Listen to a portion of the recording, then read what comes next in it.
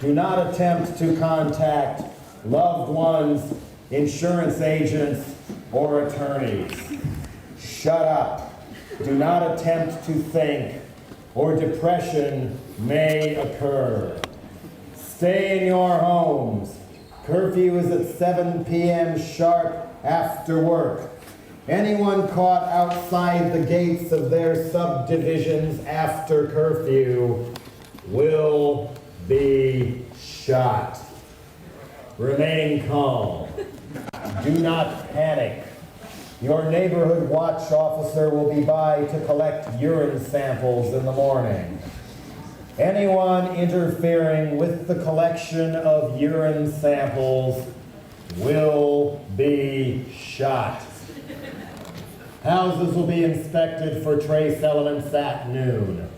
Anyone failing to display the embossed black velvet Mexican-style painting of King George Bush II on their living room walls will be shot. To further protect private property against terrorist attacks, cameras and surveillance equipment will be placed on all lampposts and streetlights. Anyone failing to attend morning school prayer and prescribed worship services on Sunday will be promptly arrested and dispatched to a re-education resort. Stay in your homes. Remain calm. The number one enemy of progress is question. National security is more important than individual rights. Under the provisions of the War on Drugs, the War on Terrorism, and the Child Protection and Obscenity Enforcement Act, all property and life savings of suspected drug users and suspected pornographers will be seized and sold prior to trial, as is already done in the United States of America. Anyone opposing this policy will be presumed to be under the influence of drugs and shipped immediately to boot camp to serve a sentence of hard labor beneath an inflatable statue of Nancy Reagan being humped by Arnold Schwarzenegger. Sports broadcasts will proceed as scheduled. No more than 2 people may gather anywhere without permission. Use only the drugs prescribed by your coach, your boss, or your supervisor. Shut up. Be happy. Obey all orders without question. Shut up. The comfort you've demanded is now mandatory. At last, everything is done for you.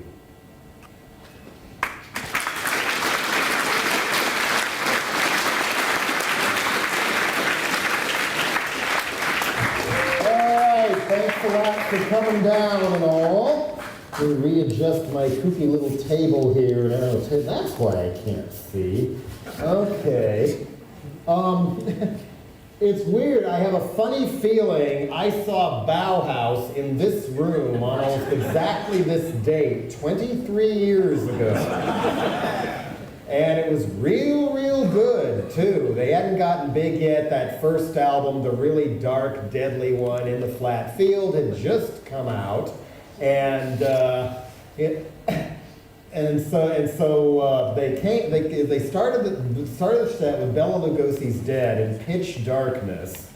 And then finally, when it's time for Peter Murphy to sing, one light facing straight up from the floor went on, and only his face was illuminated for the whole thing. Very effective, very good show. And then partway through, it looks like we have to cut the set short.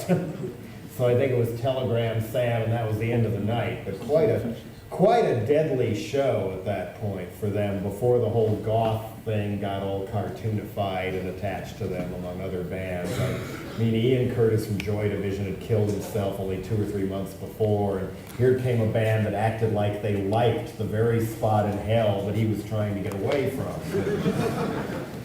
Also, if Mr. Curtis had bothered to stay alive 5 more days, Dead Kennedys would have opened for Joy Division in San Francisco. So, quite a devastating blow there. I recorded the vocals to Ill in the Head that night in a very pensive mood and all. Anyway, but if you think that's grim, have I got something grim for you?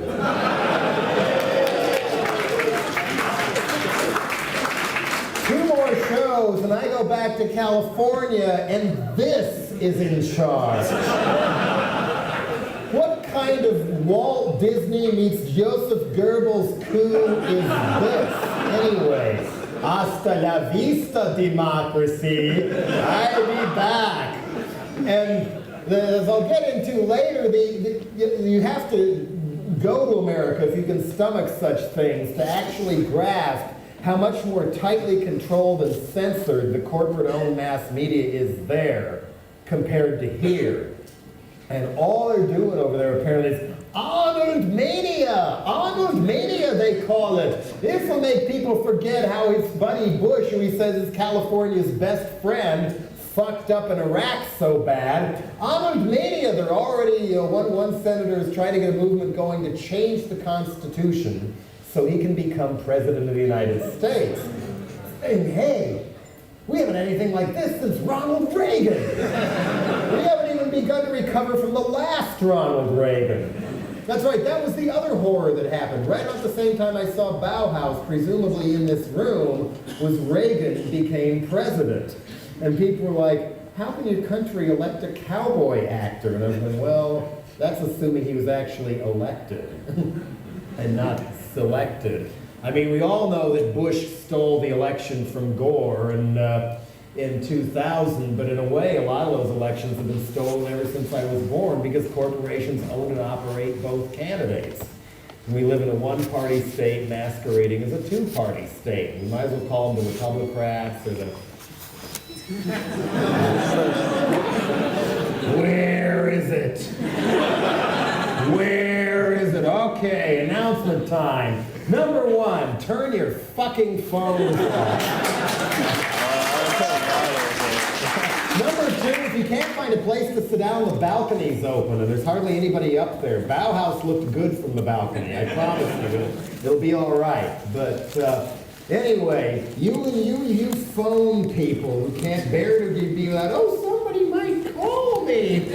I know these people who even years ago was like, I don't want anybody else to call me, and I'd unplug the phone a lot of the time. But them phones bring a special Beavis and Butthead moment to mind. It's close to my heart. When they're working at Burger World and Beavis gets an order over the phone and his response is to throw the phone in the chip fryer. And finally he pulls it back out again, it's all melted, it's this little stem dripping plastic. Wow, you're really cool, Beavis. And he is cool. That is the solution to the mobile phone menace. A day of insurrection against the people who won't turn off their fucking phones, or walking down the street, elbowing everybody else out of the way because they have some important conversation, meeting, and everything else, or they're running red lights and ignoring traffic because they're talking on the goddamn phone. No, day of insurrection. You see one of those people, grab the phone, run to the nearest restaurant and throw it in the chip fryer. And or to avoid the aggravated robbery charge, at least run around the block a few times before giving it back to them or whatever. That is the solution to the mobile phone menace. Anyway, so there is a chip fryer somewhere in this building, so the next one that goes off, if you're beside them, you know exactly what to do. Anyway, I still have trouble talking about this. It's the most nauseating thing to happen in my life since my former members of my old band wanted to put Holiday in Cambodia in a Levi's commercial, which is also really painful to talk about. But anyway, more on this coup, because it's important. You know, as Bill Maher, a political comedian in America, put it, Republicans will do about anything to win an election except get the most votes. And this is another example. There wasn't even supposed to be an election. The governor's election was the year before, but they decided, you know, well, we can't accept that the people have spoken, especially because hardly anybody voted because both the candidates were so disgusting. So then they decided, oh, there's a budget deficit now, and Governor Gray, very appropriate name for him, Gray Davis, he raised the taxes on cars. And so here's Arnold saying, yes, vote yes on recall, repeal outrageous car tax increase, taxes bad, too many restrictions on business, let's bring California back. What does that mean? This is the only piece of campaign literature I saw, by the way, and this was his entire statement on his vision for future of the state, and on demand safe and clean schools, very difficult without tax money.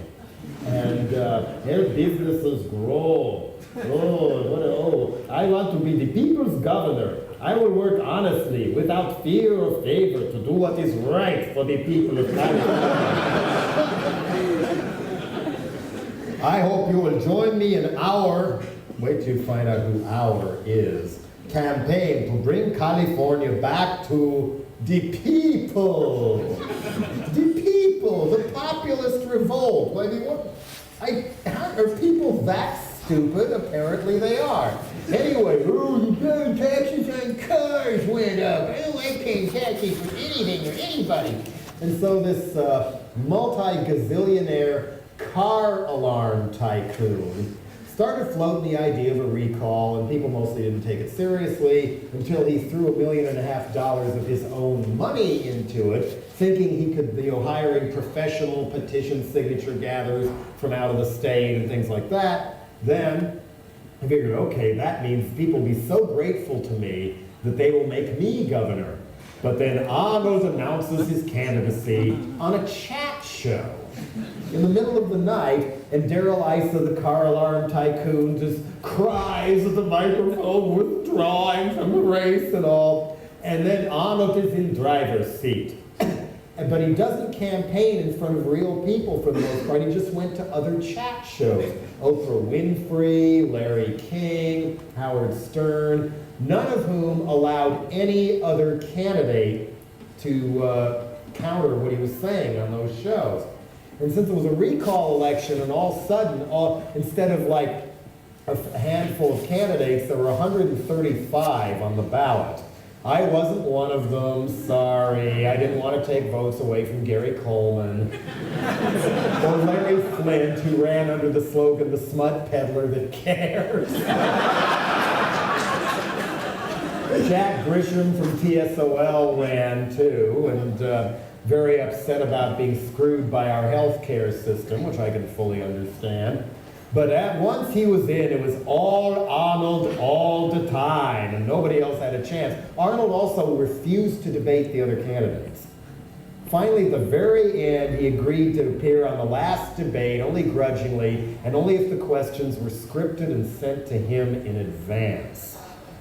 And there were, you know, Bush publicly stayed away from it, but his people were behind the whole thing for a couple reasons. One is that Bush is up for re-election next year, and he can't cheat in Florida as easily this time around, so he's going to need a new state to cheat in. And who's going to challenge the Terminator if they're not allowed to vote by the tens of thousands because they're black? Hasta la vista, baby, or whatever. So that was one reason. Another reason was there was this horrific energy and power crisis, coincidentally, right when King George II moved into the White House after the little defeat of Prince Albert and all. And So all of a sudden in California, there was supposedly this electricity shortage, and my bill went from about 75 bucks a month, all of a sudden $440 a month. And retirees and people on fixed incomes had the same thing happen to them. And it turned out the ones who were really jacking up the rates were the wholesalers. And the wholesalers could jack it up from $30 per kilowatt hour to $3,000 per kilowatt hour. Why? Because they could. Because not only is our whole electrical system privatized, something I urge you to avoid if it's still possible here, but also because then the privatized utility companies weren't making enough profits already, they got the Republican state legislature to rubber stamp a bill through, getting rid of all the regulations of how they were supposed to do business. So there was nothing that said they couldn't jack the rates up that high.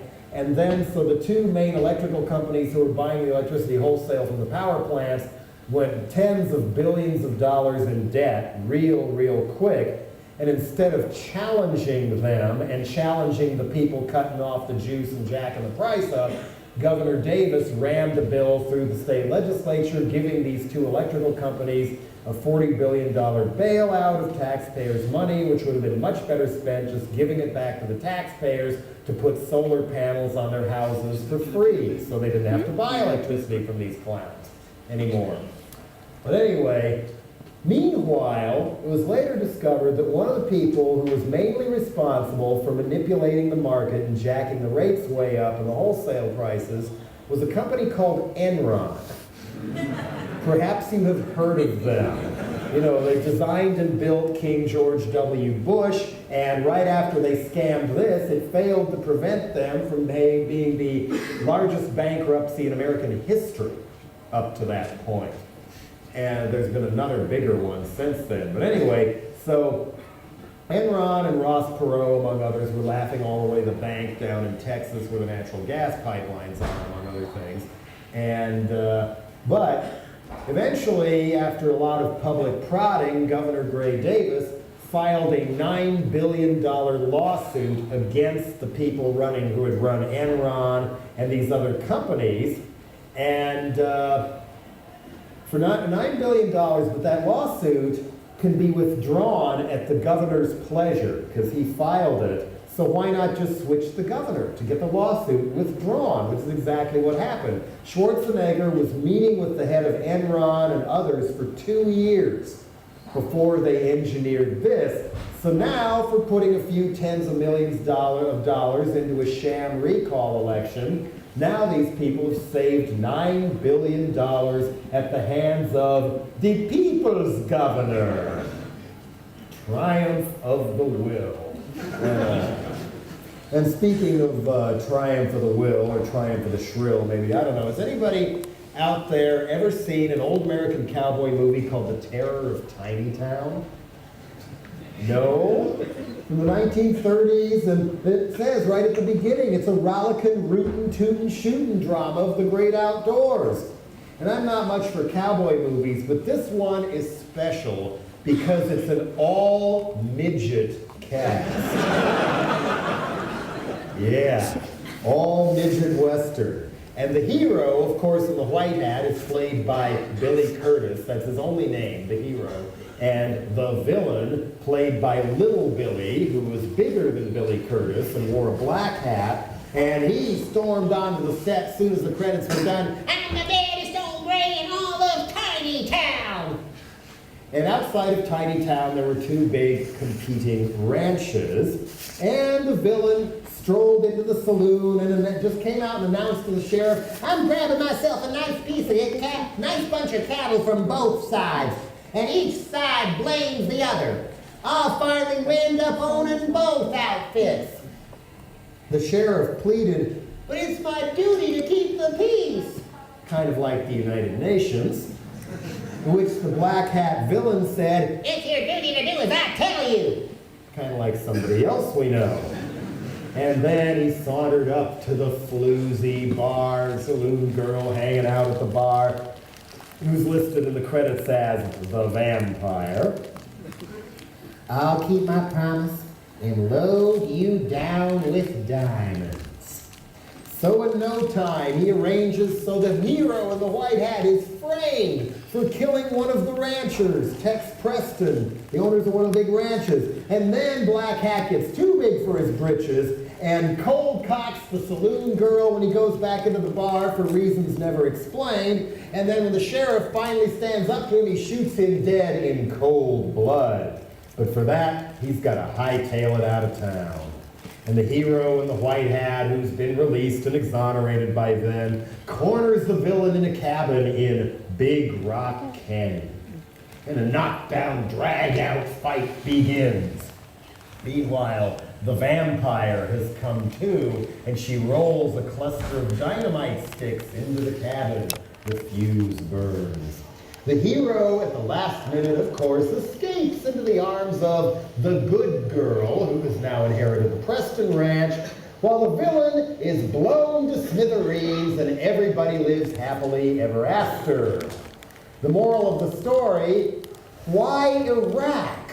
Why now?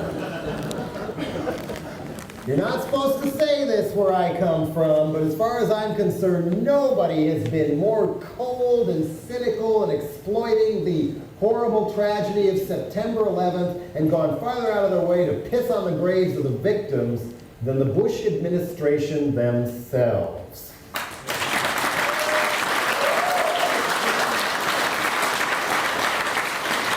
Along with a little puppy dog from over here who can't seem to get enough brown lipstick on his face. Follows Bush around and all. With Toto in tow, the terror of Tiny Town announced, we have to have a preemptive war. A preemptive war, that means we have to attack them because they might attack us someday. Isn't that the excuse Hitler used for invading Poland and so many other countries? Oh, but Iraq is violating United Nations resolutions.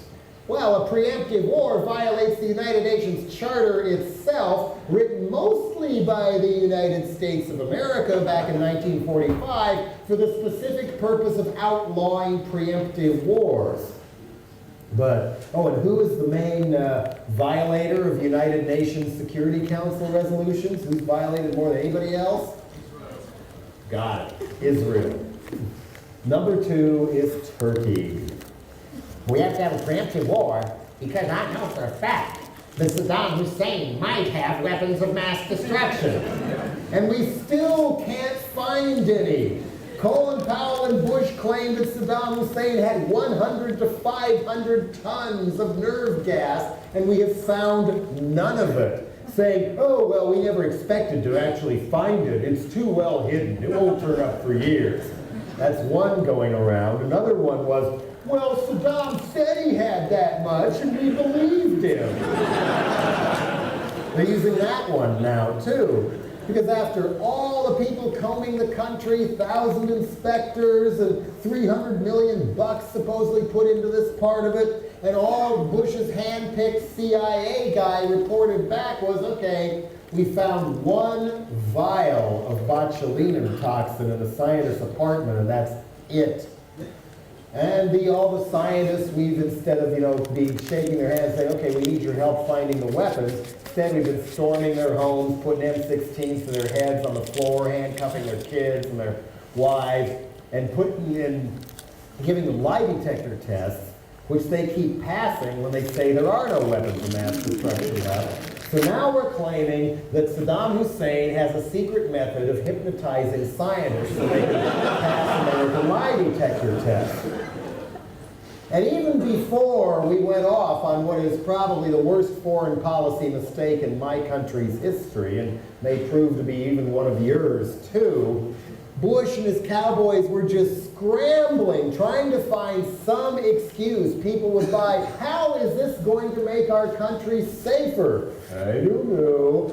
Well, Andrew Card, the Bush's chief of staff, September of last year, he justified suddenly announcing we were getting ready to go to war right before the midterm elections, saying, well, from a marketing point of view, you don't introduce new products in August. He came right out and said this. Then Bush, jumping up and down like some crazed orangutan or something, was, "Oh, Saddam Hussein is in bed with Al-Qaeda! Saddam Hussein is in bed with Al-Qaeda!" Wrong, said his own intelligence people. But one Al-Qaeda operative was seen in Baghdad before September 11th. There were a lot more Al-Qaeda operatives in the United States before September 11th. Oh, but Saddam Hussein is 6 months away from having a nuclear bomb. International Atomic Energy Agency said, wrong, that's not true at all. So then the excuses got more artistic, shall we say. Saddam Hussein is building a fleet of unmanned aircraft, drone planes, that could be used for missions targeting the United States. How do you remote control fly a plane that halfway across the world, across Iraq and across the Turkey and Europe and the British Isles, all the way across the Atlantic without anybody finding it and shooting it down?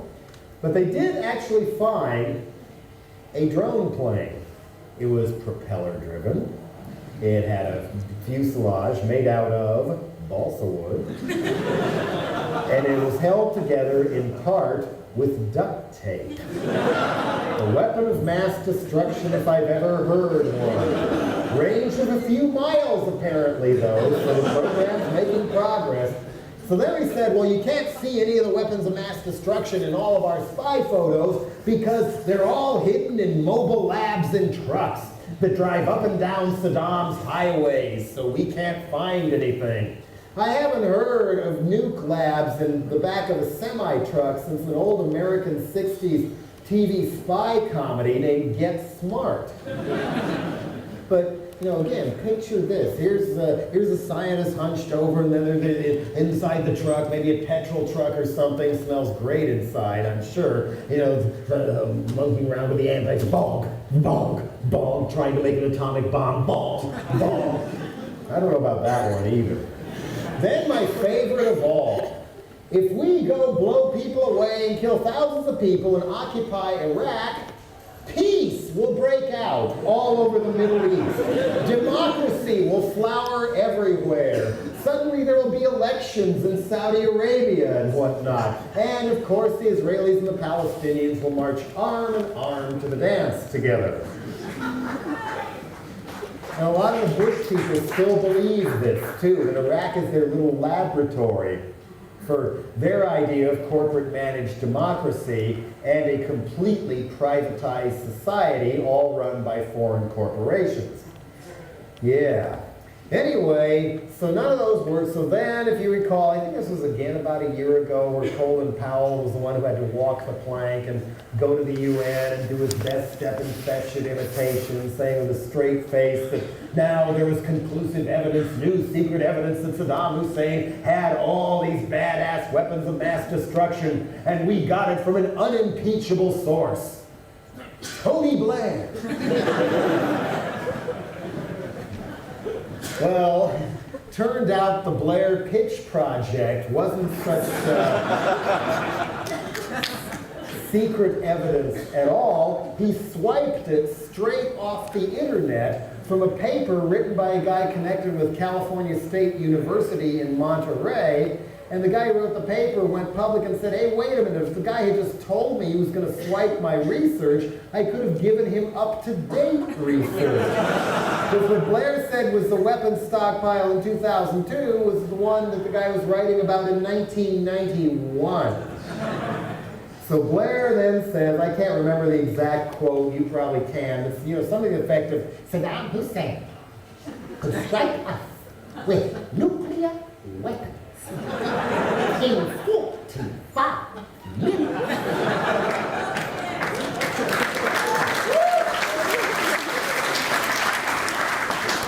So just in case he's actually right, watch the sky.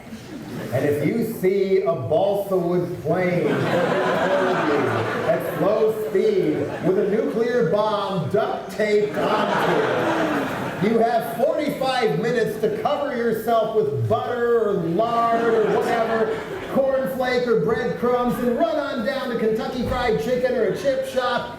I'm ready! Fry me! But unfortunately, the nuclear argument worked a little too well. And the people in Congress who still have something of a Congress suddenly knuckled under, and a lot of people who were planning to run against Bush all said, oh, the war's okay after all, and voted for it. Even my father, who's very anti-war and very anti-Bush, said, well, I thought if he really had nuclear weapons, maybe we had to go in. Now, they're asking, were we lied to? Well, yeah. Bush, January of this year, gave what's called the State of the Union address, where the president goes before both houses of Congress, and a lot of the TV networks carry it live, and he basically is supposed to tell the nation what his agenda for the next year is. And there was Bush, the whole thing was about, most of it anyway, about all war, all the time. We have to go to war, we have to go to war. And finally got this concerned look on his face that makes him look like there's some frightened chimp caught in the headlights or something. Saddam Hussein has been trying to purchase uranium for nuclear weapons in Africa. 11 months earlier, his own hand-picked CIA investigator had told his people that story was complete horse poo-poo. And that guy, Joseph Wilson, had been sent down to the African country of Niger to see if the Iraqis really tried to get a hold of what's called yellow cake uranium to convert it into something they could use in a nuclear bomb. And he concluded, no, this is all fiction. Apparently the documents were from Italian intelligence who got them from a known con man in Nigeria. As soon as Bush and Blair got a hold of it, suddenly it was true, even though the International Atomic Energy Agency, once again, told the United Nations Security Council last March that no, this story is false, and Bush and Blair promptly invaded Iraq anyway, in spite of the largest demonstrations in the history of our planet. 15 million people, including what? I've heard up to 1 million in London, all uniting to say this to George Bush and Tony Blair. And bravo to the leaders of Germany and France, especially for refusing to go along with all this, even to this day, refusing to send money and troops unless Bush will give up authority to the UN, which flies totally in the face of the scam they've got cooking and all. And I never thought I'd have anything good to say about Jacques Chirac, who in France is even nicknamed Super Crook. But in this case, they did the right thing, and I'll bet you a major part of the reason was so many people protesting there, sending them a message not to share the brown lipstick with Tony Blair and all. But without Blair being willing to act as a fig leaf for Cowboy George, I don't think we would have been able to go in at all. As soon as Blair knuckled under, it was like, okay, well, maybe it's all right now. After all, look, the one ally we know speaks the same language we do, and has this queen and these Beatles and stuff. I guess they're down with it, therefore it must mean the whole world's down with it. So always the American media is called, not, the American occupiers in Iraq, it's the coalition. Or as Bush calls it, the coalition of the willing, or some call the coalition of the killing and all. And I'm not intimately familiar with the Hutton inquiry or the death of Dr. David Kelly. That was on the news for about 30 seconds when it happened in America, and you never heard about it again. Once it didn't bleed anymore, it didn't bleed, basically. But it does seem like Blair is in a bit of genuine trouble over this, which unfortunately Bush isn't yet. Maybe because, and aside from, believe it or not, I do think you have a freer press here than the United States. At least more sides of the story are available to more people. One other reason maybe Bush isn't in quite so much trouble is, unfortunately, where I come from, there's no such thing as question time, which is a real shame. Can you imagine Bush at question time? Trying to justify his existence to the Congressional Black Caucus and all? Oh, that I would love to see. Reagan at question time. finally having to explain when he said things like air pollution comes from plants and trees, which he really did once. And unfortunately also, since it is such a one-party state masquerading as a two-party state with, one party basically should be the corporate party or the Republicrats or whatever, the party out of power, but only slightly out of power, doesn't have a shadow cabinet. There's no shadow defense secretary dogging Donald Rumsfeld and pointing out that he's clinically insane.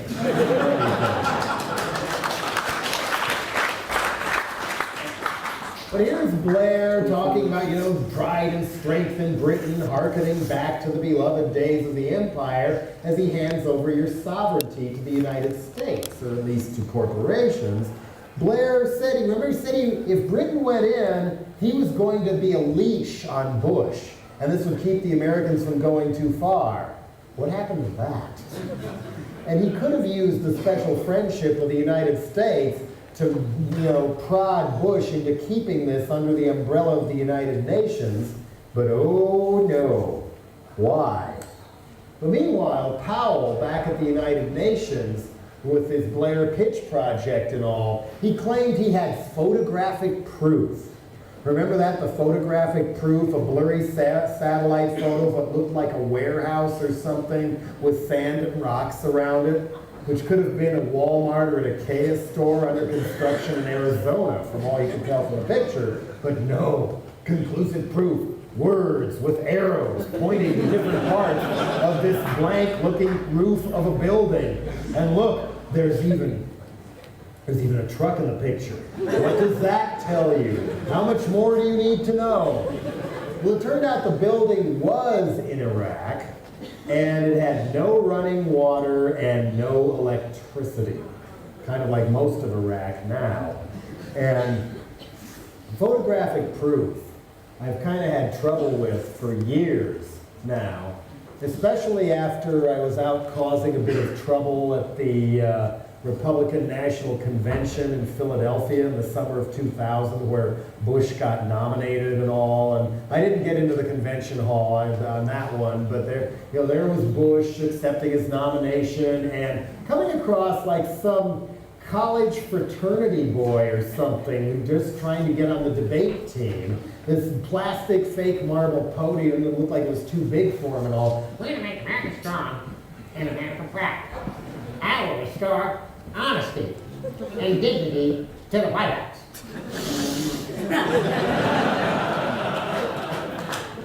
And then he came right out and said on national television, Don't mess with Texas. no, that's not what this war is really about. Back to Philadelphia, in between the demonstrations and whatnot, I wandered into this exhibit hall they set up for all the peasants who couldn't get into the convention. It was basically nice little feel-good displays of American history through the lens of what the Bush people, how they wanted people to remember things. There was Nancy Reagan ball gowns, footwear of first ladies' past, all kinds of red, white, and blue plastic thingamajiggies you could buy. You could even buy a 2-inch thick coffee table photograph book of King George Bush I's dog from when he was in the White House. A little bit down one of the rows from that was a photo booth where you could go in, get your picture taken, and then they would put the picture in some kind of Photoshop and monkey around with it in a computer for a few minutes, and then out would come this photo of you hanging out with George W. Bush. And it looked totally real, which begs the question. If they can monkey around with photographs in Photoshop that fast and make it look that real, how many photos we see in newspapers and magazines and maybe even TV footage is not real? They've done things like this before. If you go back to Gulf War #1, when Saddam Hussein's troops invaded Kuwait and Americans didn't care.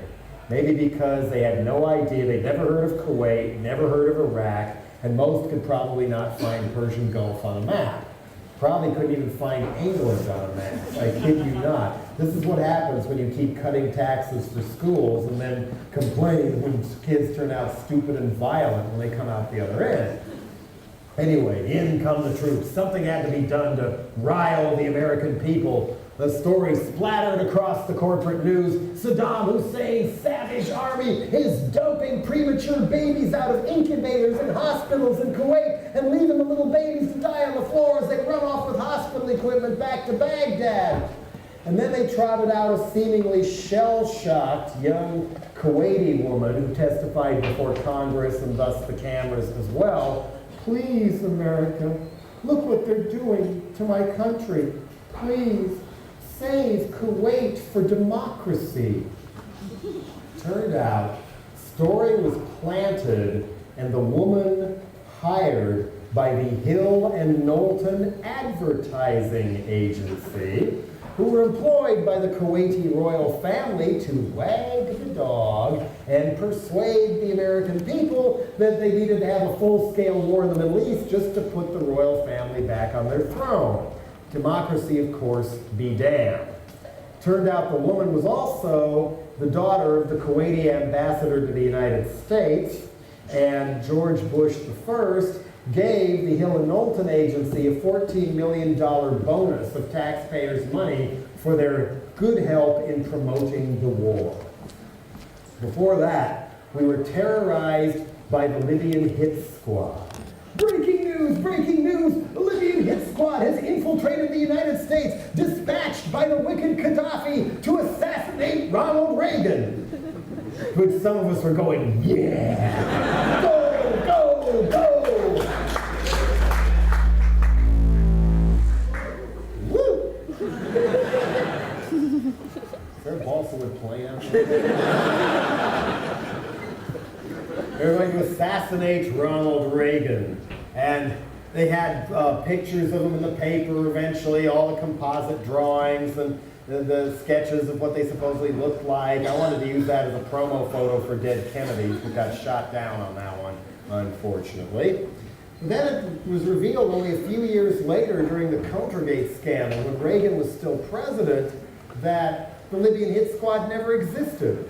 It was made up out of thin air by a rogue military officer working in the White House basement named Oliver North.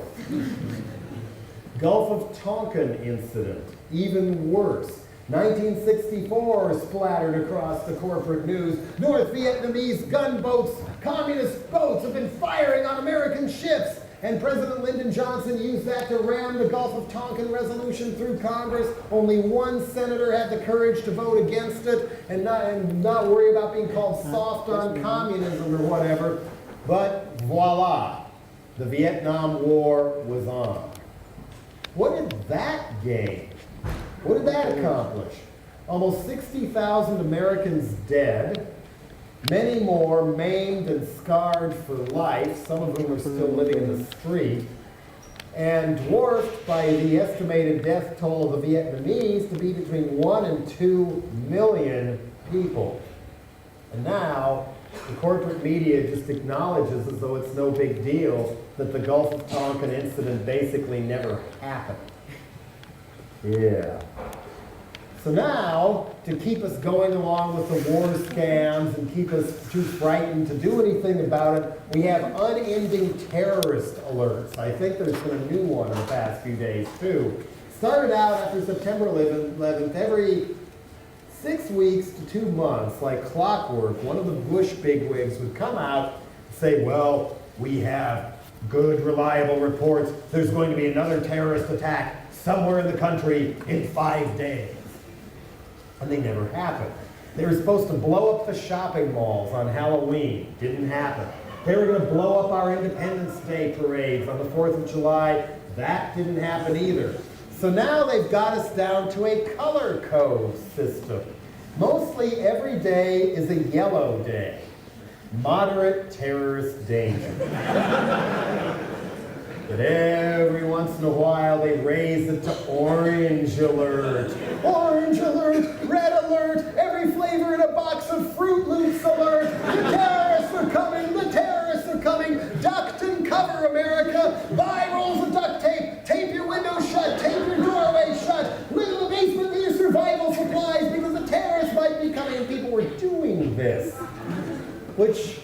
nothing else, at least made a hell of a lot of money for the Manco Corporation, who makes about half the duct tape sold in the United States and are major contributors to the Republican Party.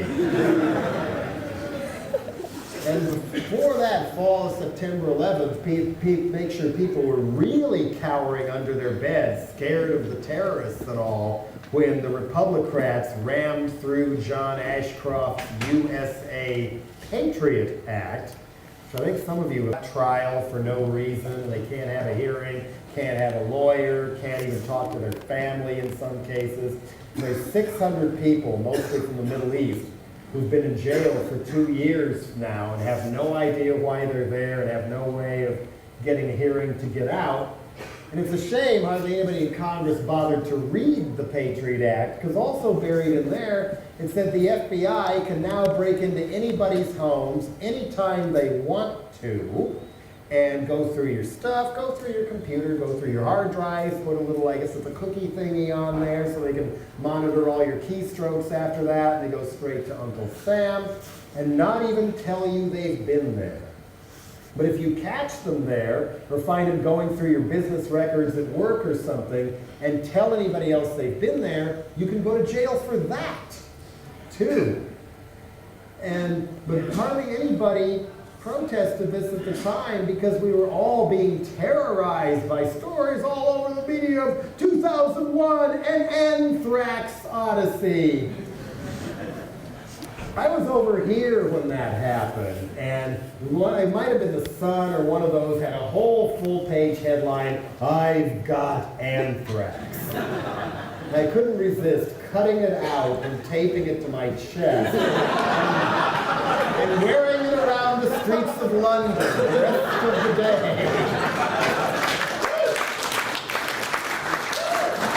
2001 and Anthrax Odyssey. Never did I think that all I would have to do for entertainment would be to go down to the grocery store and look at get to the baking soda and start plotting wicked things. Hey, you ex-members of Dead Kennedys have been suing the shit out of me for almost 6 years now. I'm gonna send you some powdered sugar.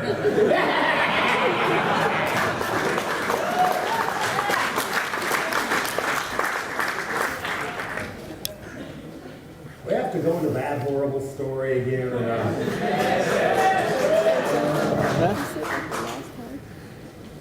I do need a drink. Anyway, I mean, don't get me wrong. I'm not ashamed of our music or our legacy or any of the good things we did. But those 3 guys have turned out to be the worst nightmare of my entire life. After a year of harassment and bullying through lawyer letters, in 1998, they went and got a great big corporate lawyer who represented such noted pioneers of grassroots punk ethics as Journey, Boston, Doobie Brothers, Carlos Santana, Bill Graham, somebody who thinks the Jerry Garcia's estate should be all theirs and whatnot. And they sued me in a dispute that got ugly because I didn't want to put Holiday in Cambodia in a Levi's Dockers TV commercial. And they would not compromise and would not settle. They dragged me through a full-on jury trial lasting almost a month, where Ray Klaus and D.H. Peligro all went up on the witness stand one by one and lied, claiming they wrote all the music to the songs, and I couldn't possibly have written any of the songs I wrote because, he doesn't play an instrument, and worse yet, jury, he doesn't read sheet music. Said that with a straight face.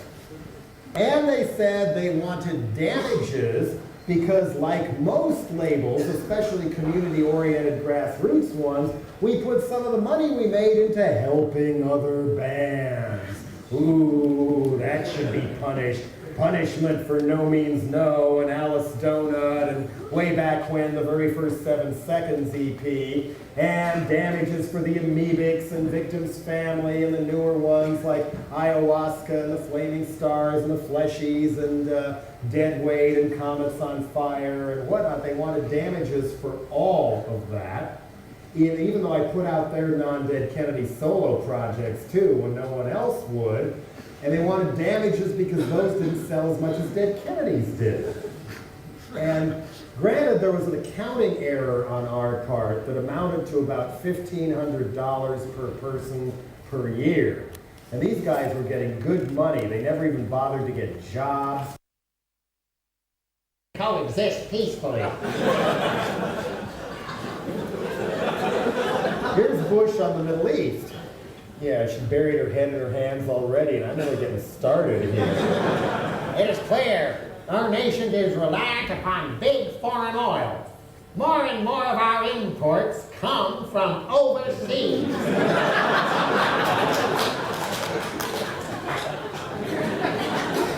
Here, if you think he's any smarter since September 10th 2 years ago, think again. Here is Bush threatening Saddam Hussein about a year ago. You disarm or we will.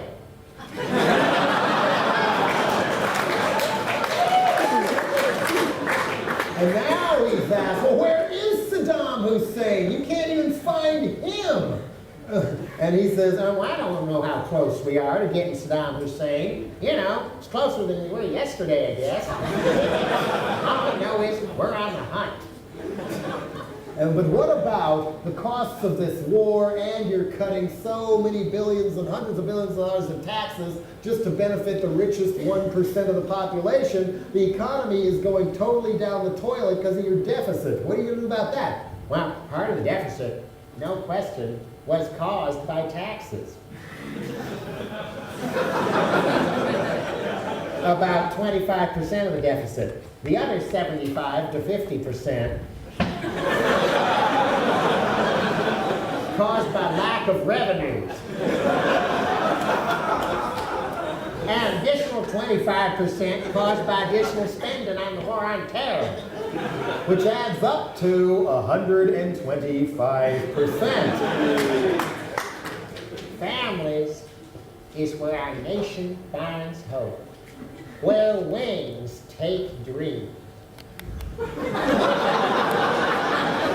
That was a lot of people's reactions to that one. So then in come the spin doctors and Karl Rove and the rest of the Uber propaganda people. Hey, don't you go calling our candidates stupid. That's picking on the disabled.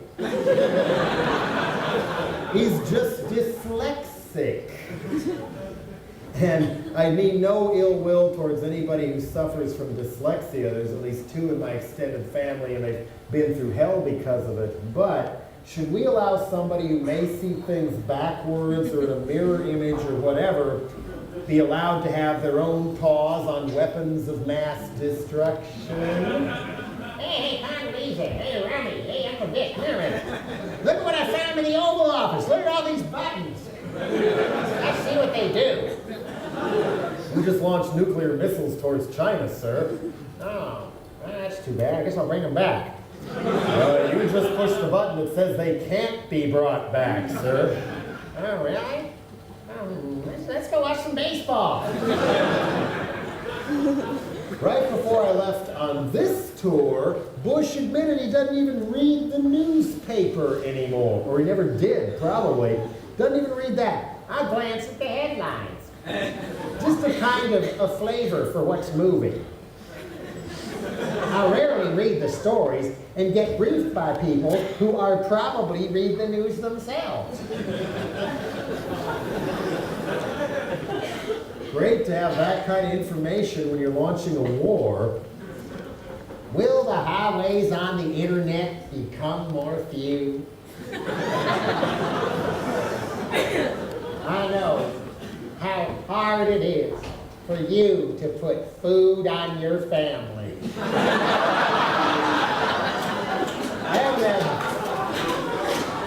haven't had this much fun with creative mutilation of the English language since my sophomore year in high school, when I had this geometry teacher whose parents were from Norway, but he was from Minnesota, and talked exactly like all the characters in the Fargo movie.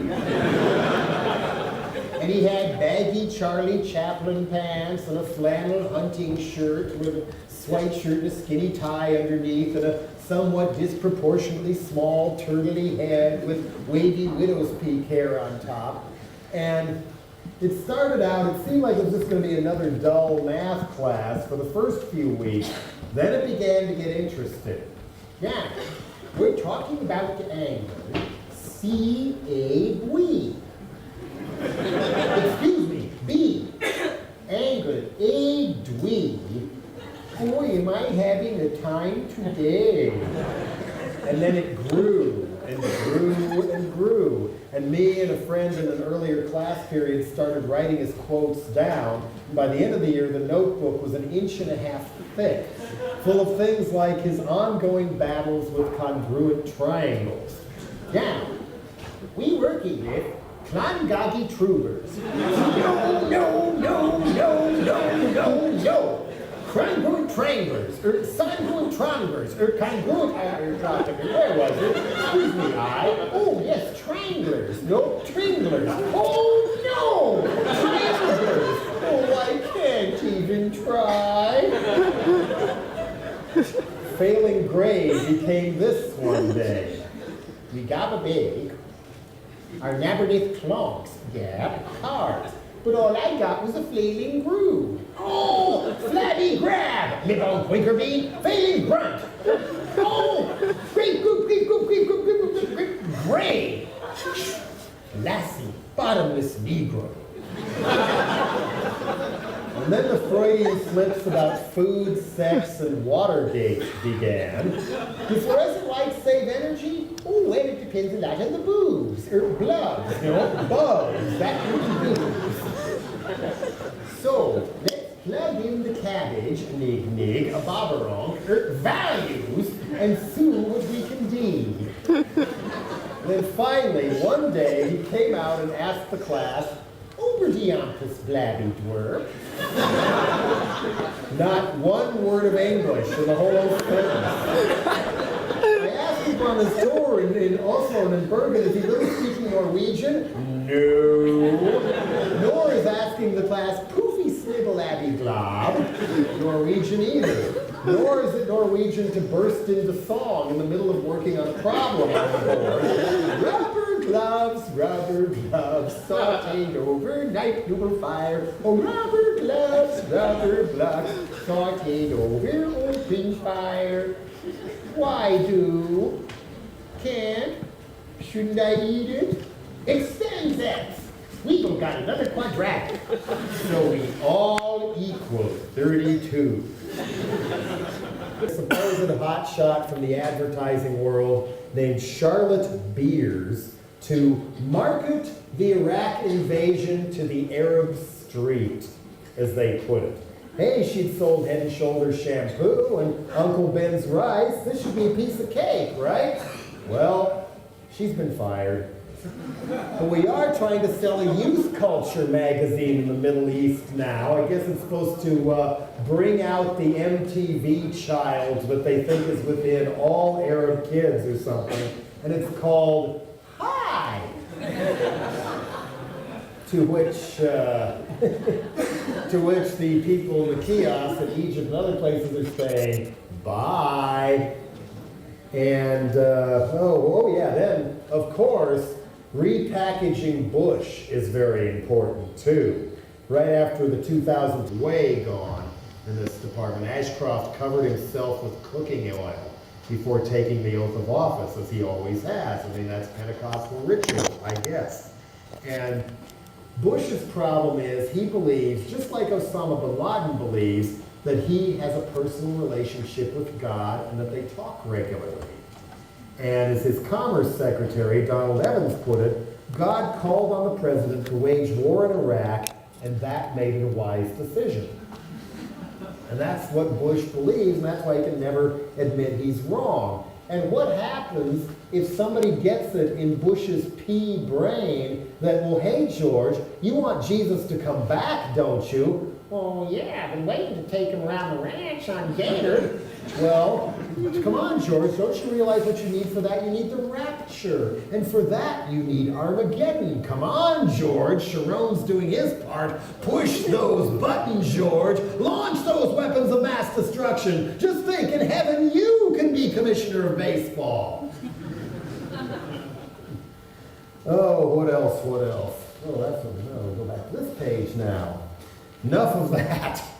How do we prevent ourselves from being dragged any further down the road to ruin and off a cliff by a Bush, a Dick, and a Cohen?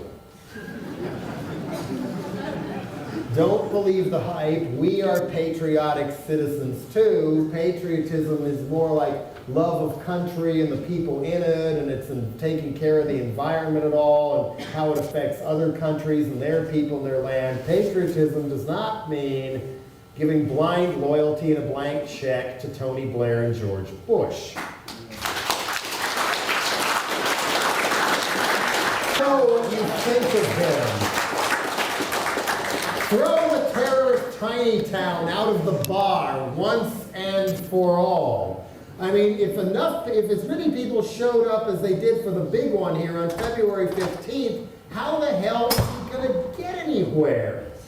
The streets will be blocked. I mean, he's going to fly into a military base and go somewhere. They've already had to cancel his little promenade with the Queen out of fear of protest, and they're not going to have him address Parliament out of fear that nobody's going to come.